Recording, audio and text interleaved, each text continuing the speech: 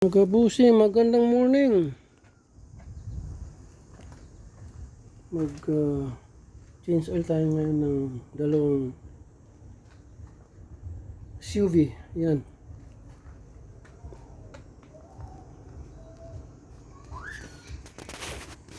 Ito yung tanggal ko na sa ilalim. Ito yung luma, oh. Ayan. Alis ko na yan. Ito yung bago. Tapos pinatulog ko na yun sa ilalim, oh. Yun. So ibabalik ko na yung filter. Babalik ko na ito. Bago yan. Doon. Ito yung pangtanggal ko kanina. Ito yung pang alis pala niya, no. Yan yung pang alis niya. Okay. Dali lang. Yung ipapalit naman natin ay ito size 0W20. Makikita yan doon sa takip. Yan takip. Saka yun. Parehas yan. Okay. Takip ito ng SUV. Yan. Okay. Yan ang palatandaan para pag nagpalit ka ng oil. Okay. Dito yan, oh. Yan. Okay. Yan lang siya muna.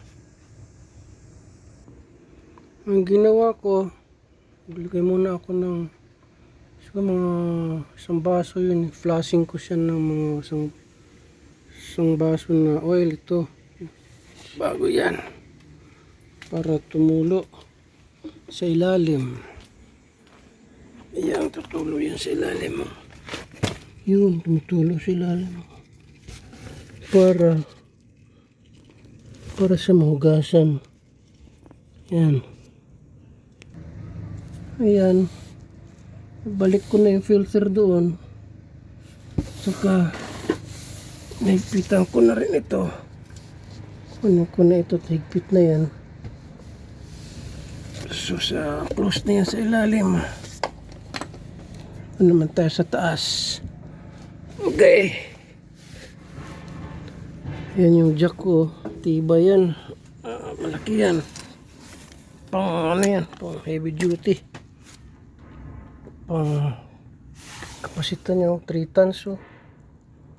3 tons ang capacity niya. No? Okay.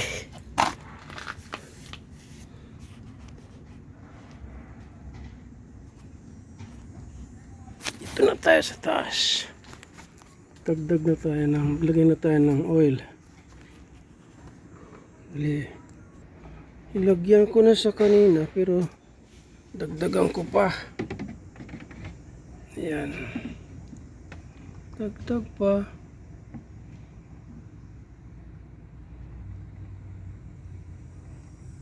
At least 4 liters pa. Alright. Tama naman na yan.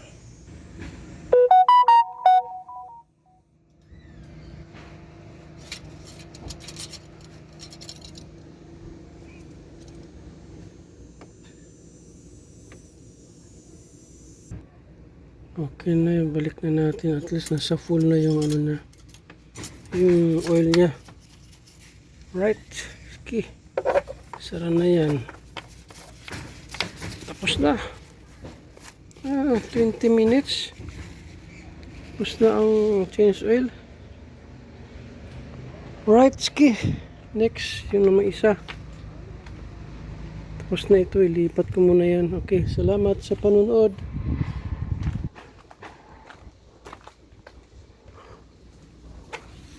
Ito pala yung isa pa na ito. Thank you.